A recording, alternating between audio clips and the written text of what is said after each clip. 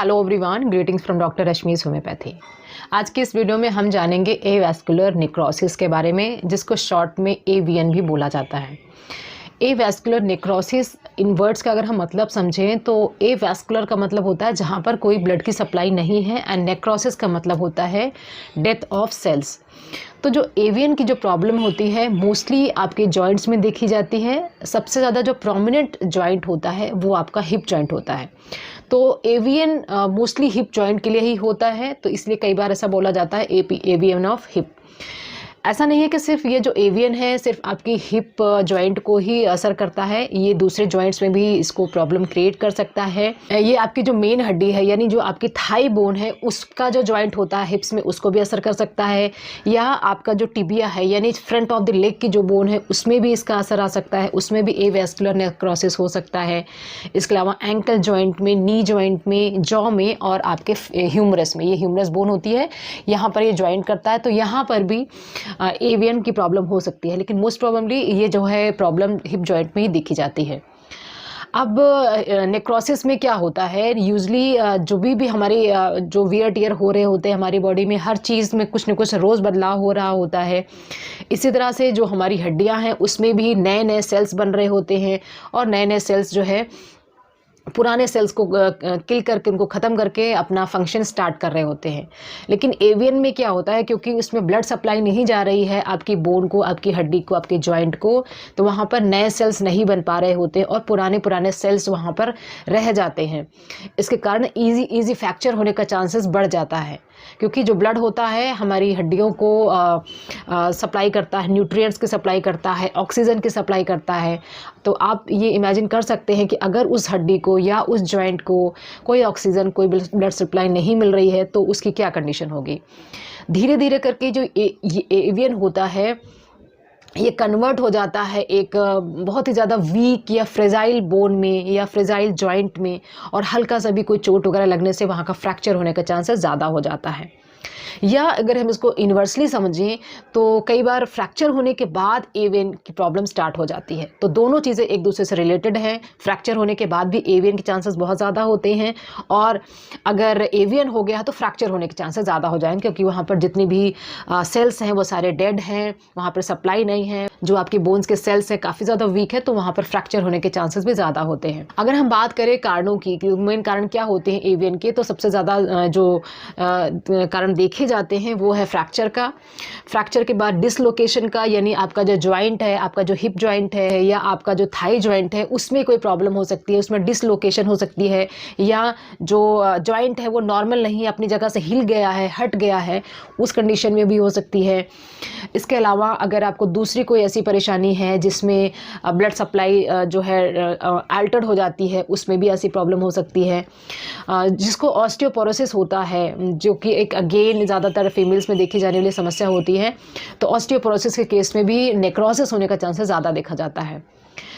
इसके अलावा जिन लोगों को बहुत ज़्यादा स्टेरॉइड्स वगैरह का सेवन करना पड़ा है, स्पेशली जो प्रेडनिसोन होता है, इसके इस्तेमाल के कारण भी बहुत ज़्यादा केसेस में देखा जाता है।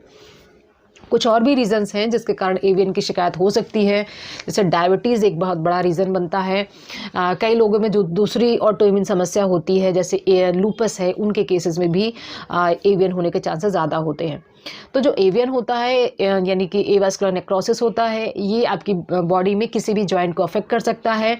वहाँ की हड्डियाँ कमज़ोर होने लगती हैं, वहाँ पर आपको ईजी फ्रैक्चर होने का चांसेस बढ़ जाता है। तो आपने कई बार सुना होगा ना कि ओल्ड एज में अगर किसी को हिप का फ्रैक्चर हो जाता है तो कई बार कहा जाता है कि अब तो बड़ी मुश्किल कंडीशन हो गई है, क्योंकि कई बार ये जो एवीएन की प्रॉब्लम होती है इसको हम सही नहीं कर पाते हैं, क्योंकि ऑलरेडी वहाँ पर जो वियर एंड टियर काफ़ी हो चुका होता है। पेशेंट ज़्यादातर ओल्ड एज में होते हैं, उनके अंदर रिकवरी के चांसेस कम होते हैं, क्योंकि ऑलरेडी वो बहुत सारी मेडिकल कंडीशंस उनको हुई रहती हैं। डायबिटीज़ हो सकता है उनको, हो सकता है उनको बीपी बढ़ा हुआ हो, या दूसरी जो कंडीशंस हो सकती हैं वो भी होती हैं। इसके अलावा अल्कोहल का कंजम्पशन एक बहुत बड़ा रीज़न बनता है एवीएन के लिए। तो लॉन्ग एक्सपोजर अगर रहा है आपका अल्कोहल के लिए, तो वहाँ पर भी एवीएन की शिकायत हो सकती है। तो कुछ रीज़न्स हैं जिसके कारण एवीएन हो सकता है। अब हम जानते हैं एवीएन के सिम्टम्स क्या होते हैं। तो एवास्कुलर नेक्रोसिस का सिम्टम है कि इजी फ्रैक्चर हो सकता है, मूवमेंट करने में तकलीफ हो सकती है, पेन बहुत ज़्यादा हो सकता है, डिस्कम्फर्ट हो सकता है, पैरों में स्टिफनेस हो सकती है, और ज़्यादातर जो कंडीशन होती है उसमें लेमनेस और सोरनेस हो सकती है। तो ज़्यादातर जो पेशेंट होते हैं उनको एवीएन की शिकायत होने पर फ्रैक्चर होने का चांसेस बहुत ज़्यादा बढ़ जाता है। इसके अलावा जो पेन्स वगैरह होते हैं वो रात में, दिन में कभी भी हो सकते हैं। कई बार एवीएन के जो सिम्टम्स होते हैं धीरे धीरे बढ़ते हैं, कई बार एकदम से उसके सिम्टम्स आ जाते हैं।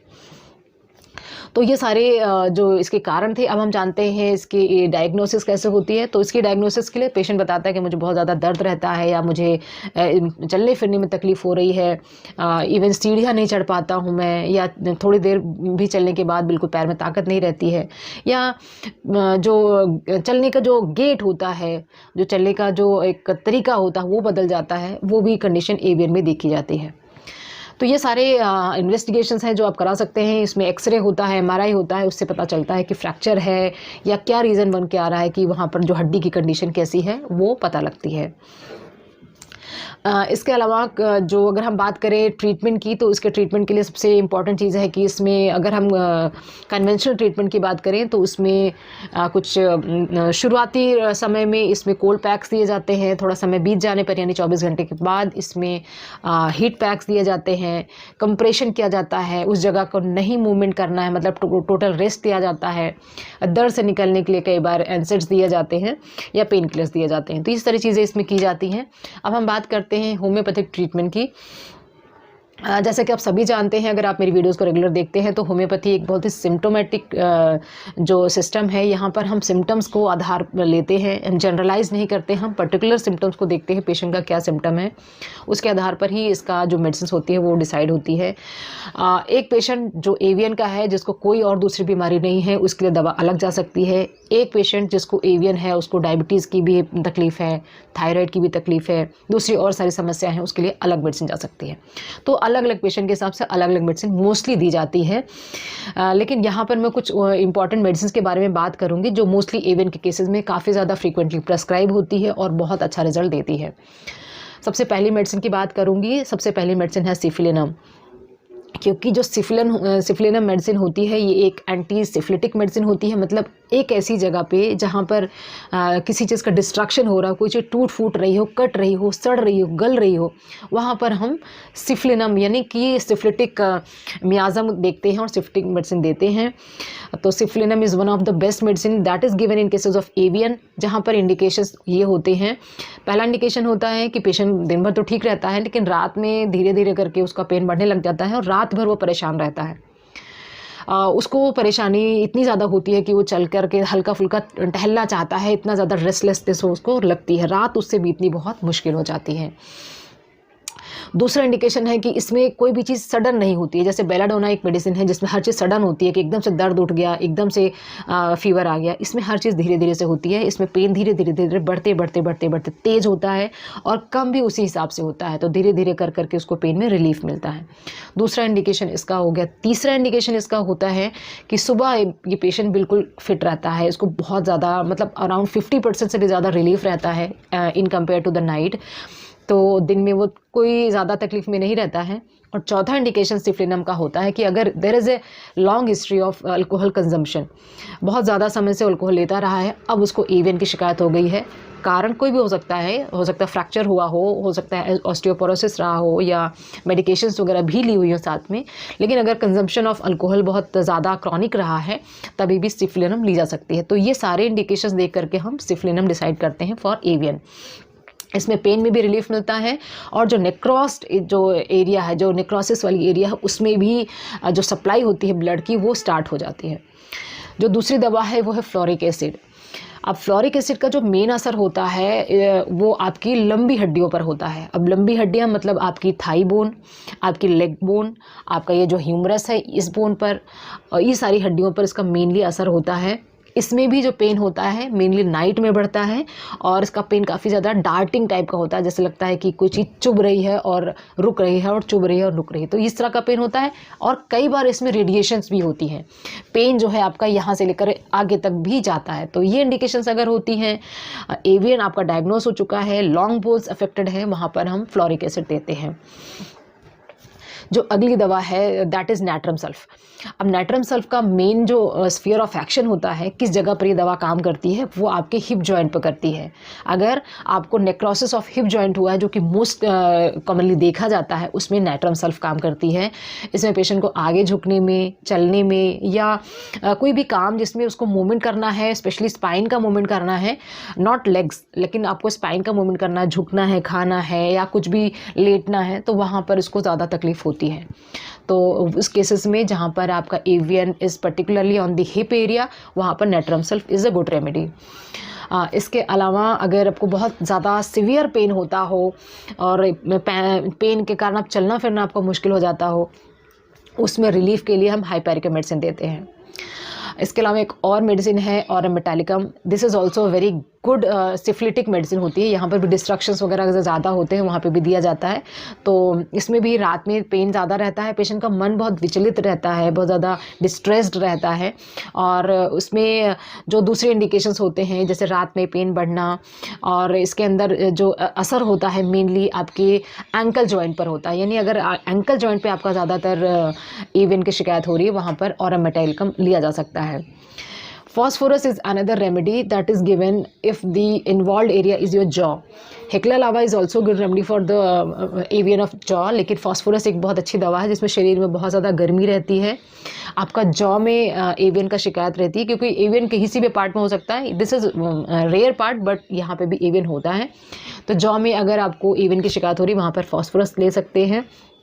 And other remedy is Hekla lava, जैसे कि मैंने बताया।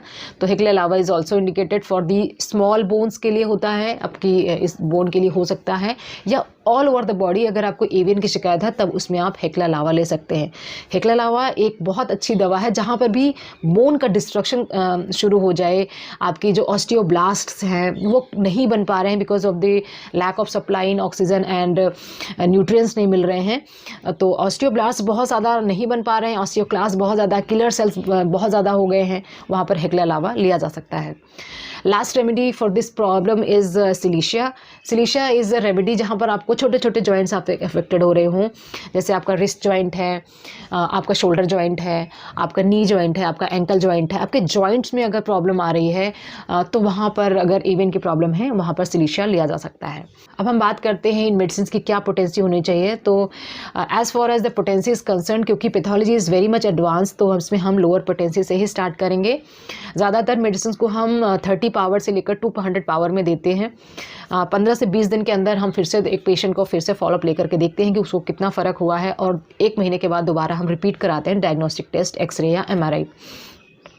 तो एवियन का जो ट्रीटमेंट होता है इसको ज़्यादातर हम कन्वेंशनल ट्रीटमेंट के साथ देते हैं, क्योंकि कन्वेंशनल ट्रीटमेंट के साथ होम्योपैथिक एक बहुत अच्छा सपोर्टिव मेडिसिन का काम करती है, बहुत अच्छा आपको रिलीफ देती है।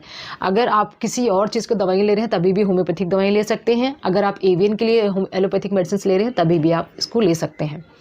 यहाँ पे मैंने जो मेडिसिन बताई हैं सिर्फ यही मेडिसिन नहीं है जो एवियन के लिए होती हैं, there are lot of medicine, लेकिन कुछ मेडिसिन हैं जो ज़्यादातर दी जाती हैं।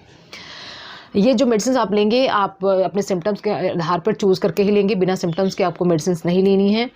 और दूसरी चीज़ का आपको ध्यान रखना है कि जो एवियन की प्रॉब्लम होती है उनको किसी भी तरह का जो मूवमेंट होता है वो मना होता है, क्योंकि बोन्स ऑलरेडी ब्रिटल होती हैं, बहुत ज़्यादा फ्रेजाइल होती हैं, एक्सीडेंट या फ्रैक्चर होने के चांसेस बहुत ज़्यादा होते हैं। तो प्रॉपर केयर आपको रखनी है। अगर आपको एवियन की प्रॉब्लम है, लॉन्ग स्टैंडिंग आपको अवॉइड करना है, अगर आपको चलना है आप सपोर्ट के साथ चल सकते हैं, और इन्हीं सब चीज़ों को आपको ध्यान रखना है।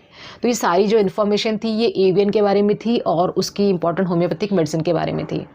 अगर आप मुझसे डायरेक्टली बात करना चाहते हैं विदाउट एनी अपॉइंटमेंट, तो आप मुझसे कॉल मी फॉर ऐप पे बात कर सकते हैं, जिसके चार्जेस लगते हैं, और ये सुविधा संडे को भी अवेलेबल होती है। अगर आप मेरे साथ अपना ट्रीटमेंट स्टार्ट करना चाहते हैं तो व्हाट्सएप नंबर 7017994940 पर व्हाट्सएप करके अपना स्लॉट बुक कर सकते हैं, और चाहे तो आप फ़ोन कंसल्टेशन या जूम कंसल्टेशन कोई भी आप बुक कर सकते हैं। आई होप ये इन्फॉर्मेशन आपको पसंद आई होगी और आपके काम की होगी। Wishing a very good health. Thanks for watching.